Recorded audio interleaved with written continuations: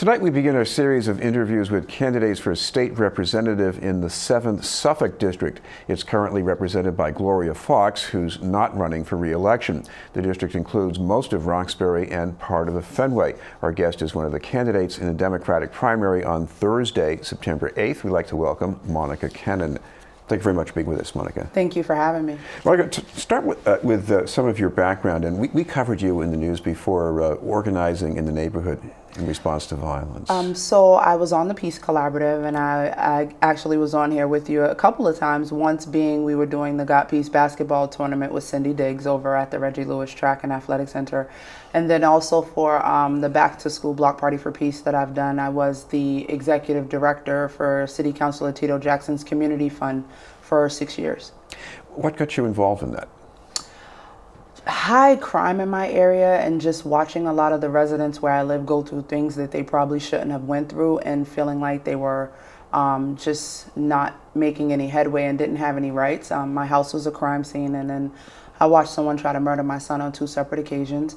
And that in combination with, almost majority of the people in my neighborhood coming to me asking for help. What can we do? Where do we start? I just jumped in. I started just asking questions, going to every safety meeting I could go to. I'm a youth worker by day for ROCA, so a lot of the stuff I knew about firsthand, but just getting the community involved around it. So what would you like to do about this as a state representative? So there are a couple of things. I think that we have to realize that public safety is directly connected to the housing issue, and it's directly connected to everything that's happening within the district. I think that empowering there's about 150 nonprofit programs already in that community. So to create something new is just unreasonable. You shouldn't do that. I think we empower those who are doing the work. You have conversations with those who are actually doing the work and figure out how we can join in. I think we have to take some responsibility as a community to actually, come outside of our homes and have conversations with a lot of these young people, because they're known to us. They grew up in the area. We know a lot of their families. And just get as involved as you can. It doesn't take much. There are amazing people doing things in the district, all over the district, to try to address the concern, whether it be through the arts, poetry, basketball tournaments, just trying to pull in young people to let them know that we care. We're talking with Monica Kennan, candidate for state representative in the 7th Suffolk District. Monica, what about your contact with the police during this time, and what do you think should be the new direction from here? So I think that we have to do better with the relationship with the police. I think that in our community there are a lot of great officers who have an excellent relationship with the community, because they've been there for 20 plus years. They're known to everyone. Officers like Officer Grubbs and Chief Gross and different officers like that, where the kids know them. He was my basketball coach. He's now my children's basketball coach. It's building that relationship, but it has to happen on both sides. And I also believe that, the police officers that are there, who have been there for 20 plus years, have to pass on their knowledge to the other officers that are coming in, saying, hey, listen, this is a community where I grew up, and these are the people who you need to reach out and talk to and have that conversation, because it's a strained relationship given everything that's happening in the country right now. Well, you mentioned the housing problem that a lot of people are talking about in this part of the city. What can you do, especially for the elderly, the people on fixed incomes faced with these rising prices and taxes too? I think that as a legislator, we hold them accountable. We consistently state affordable housing, but affordable according to the people and not to the state standards, because right now, according to the state standards, it's not affordable to everyone. It's really expensive to live within the city. And if you're someone on a fixed income and you're constantly watching your rent go up, that directly affects how much money you're able to pay towards your light bill, or to buy food, or to just be able to maintain living there without feeling like you're being forced out. So making sure that we secure our seniors, because they're the most important and most vital part of this community. And they've been here 20 plus years, and to get to 65 years old and feel like you can no longer live somewhere where you have raised your whole family is just unreasonable. I want to ask you about one issue that has divided the representatives from Boston, and that's about the power to give out more liquor licenses, and putting that power in the city's hands as opposed to leaving it to the state. Mm-hmm. Should that be done? I know in Roxbury there's talk that we need more licenses in the neighborhoods to have businesses like restaurants. Mm-hmm.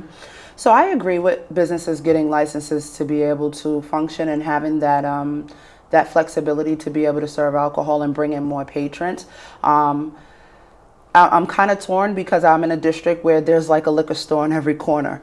So I'm opposed to that. I feel like, I don't want to see another liquor store in my district, especially when you have a district that suffers from addiction, alcohol addiction, drug addiction, and they usually run hand in hand.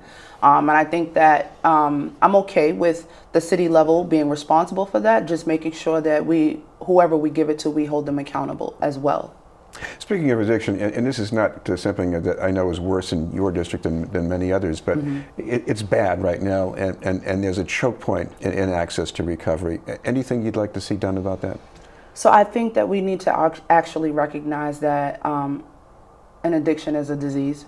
It was a disease when it was crack in the 80s. It's a disease when it's opiates now. I think that a lot of times the frustration entails is that there's not enough. There's some, but there's not enough services to cater to that addiction, and it's now spilling over at a rapid rate. But I think that we have to stop being reactive and start being proactive, because when a lot of these addictions occurred back in the 80s and it was crack and it was a lot of people of color, the response was incarceration. And then now that it's opiates, it's like, it's a crisis, but it's been a crisis. So at some point we have to get ahead of the game. I think that we need to recognize that instead of locking people up, they need actual treatment to walk through that process that is going to be effective, and making sure that they have the resources to continue that treatment. What about schools? I know a lot of this is about city funding, but we have a referendum about charter school expansion. I'm sure you've heard parents worried about cuts in the Boston public schools.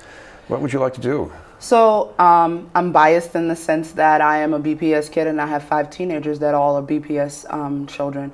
And I think that education is key. I think a lot of parents as well as people in the district don't realize that there's an issue in the way that the money is allocated.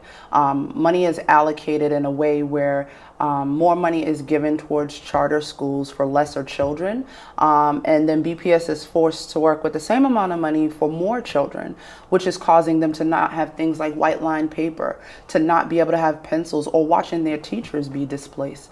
And so my biggest concern is making sure that they're giving the opportunity to have the same advantage as their charter counterparts. Well, we should mention to people who would like to find more information, you've got a campaign page they can look at? Absolutely. So it's monicacannon.org, and from my campaign page you can register to vote, you can donate, you can sign up to volunteer, or you can just check events that I have coming up in the district. Thank you very much for being with us. Thank you. Monica Cannon, candidate for state representative in the 7th Suffolk District. That's most of Roxbury and part of the Fenway. Up ahead, Chris Harding will tell you about an arts festival on the Rose Kennedy Greenway.